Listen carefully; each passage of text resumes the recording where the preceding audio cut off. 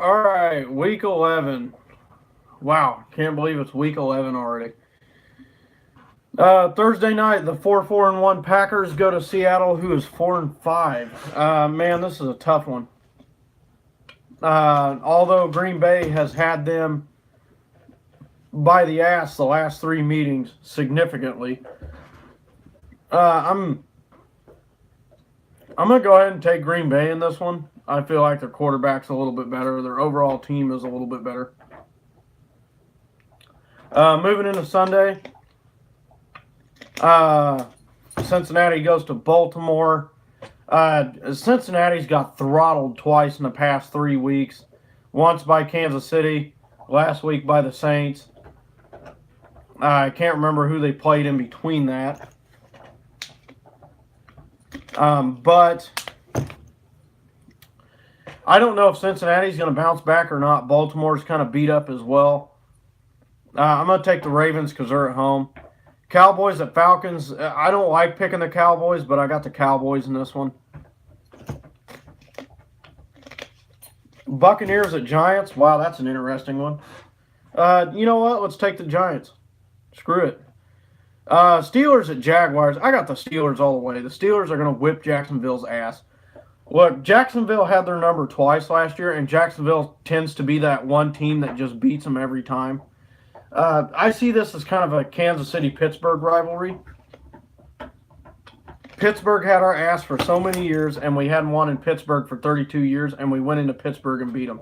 This is a personal game for Pittsburgh. They're playing hot right now, and they're going into the opponent's territory that came into Pittsburgh and beat them twice last year. I got the Steelers, and the Jags are not playing very good. Texans at Redskins. This is a good matchup, really. I got the Texans. The Redskins' defense is really good, but Texans are rolling. Titans at Colts. Well, who knows? I don't think we'll see the same Texans as we did against New England. I'm taking the Colts. They're playing at home anyways. Panthers at Lions. I got the Panthers. Broncos at Chargers. Oh, this is an interesting one.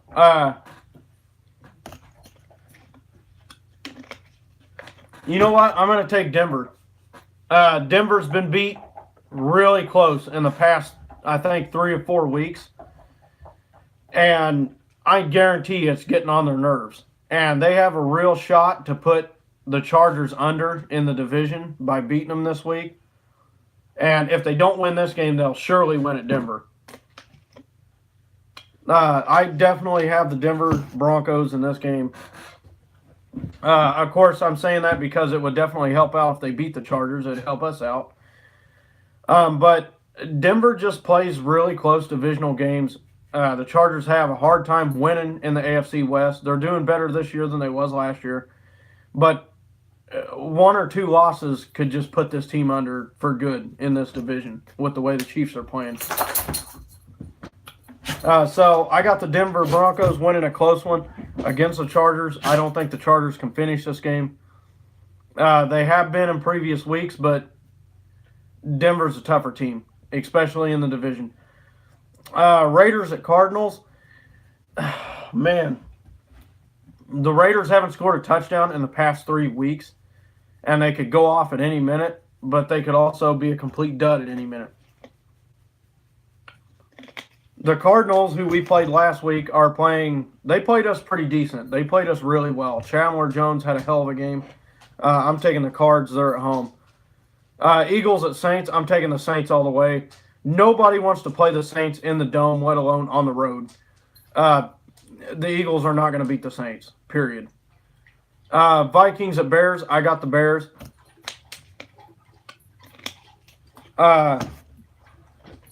Honestly, I don't know what's holding the Vikings back, but nothing's holding the Bears back right now.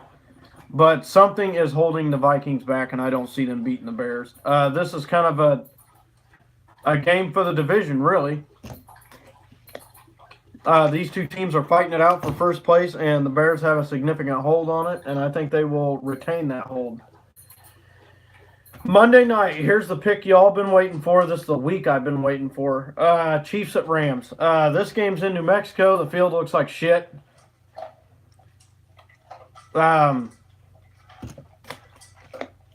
this is a game on a whole different magnitude, man. Marcus Peters hadn't talked shit yet, but I'm waiting for it. He wants to pick off Pat Mahomes. But Marcus Peters also gets burnt really easily. No matter what anybody says, I guarantee you this is going to be an offensive game. It's going to be a shootout. For any reason, if you don't think this is a shootout, you're out of your mind. I think Todd Gurley's going to get his. He always does. Cooper Kupp tore his ACL, so he's out. We got some guys coming back. Anthony Hitchens, Sammy Watkins. Now, the reason Sammy Watkins is a big deal coming back is because the Rams let go of him and Kansas City picked him up. The Rams basically told him he wasn't good enough to make the cut. And he's doing pretty damn good in Kansas City. And I guarantee you he's going to be trying to roast the ass end off this Rams team. I guarantee it. Every time a receiver gets cut by a team and they play that team the next year, they always find a way to just burn the shit out of that team for it. As I said before, Marcus Peters, he's not good against big wide receivers, and he's not good against fast ones. Well, you got Tyreek Hill, who's fast, and you got Sammy Watkins and Chris Conley, who's big, and Travis Kelce. I don't see Marcus Peters defending anyone this game. He can try. I'm sure he'll have his fair amount of plays. But Kansas City traded him for a reason, and that's because he couldn't generate anything. He was getting beat all the time. Sometimes he would get lucky and undercut routes and pick them off that way. He's a cherry picker. He gives it all up for, it's all or nothing play. Either he's going to get the pick or somebody's getting 6 points. The Rams offense, even with Cooper Kupp, it was hard for them to get over 35 points. The Saints, they couldn't do it, and the Saints kind of let them come back. Saints blew them out in the first half. They scored over 30 points against the Cardinals. They scored over 30 points against the Seahawks. I'm sure there's some more in there. I just can't think of them. I got to take Kansas City. Mahomes is coming off of that devastating loss of his stepfather, and either he's going to play really good or he's going to play really bad. And this kid played an entire half that was bad against New England, the gold ticket in Foxborough, and they lost that game by 3. And since then, he hasn't played a bad half. He may have played a couple bad downs or maybe a bad quarter, but he never played a bad half. The one thing I can see being a big problem is Arnold. Now, he may be suspended for this game. We don't know yet. But if Chandler Jones tore up Eric Fisher last week, Arnold is going to be all over his shit. Now, Eric Fisher was blocking good up to that point, and he seems to block really big names, and he blocks good against really big names, J.J. Watt in particular. But for some reason, some people just tear him apart. So I don't know what's going to happen. All I know is it's going to be an offensive shootout, and personally, I think Kansas City's offense can generate a hell of a lot more points than the Rams can. And I think that's what it boils down to. Who's going to score the most points? Who's going to have the ball last? I don't see Kansas City making the same mistake twice in this game. This is just the magnitude of this game is way too big to lose, and Kansas City has something to prove.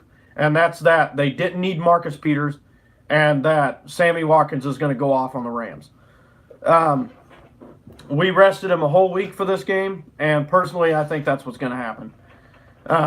The magnitude of this game is way too big, and I just think that Kansas City is going to pull it out.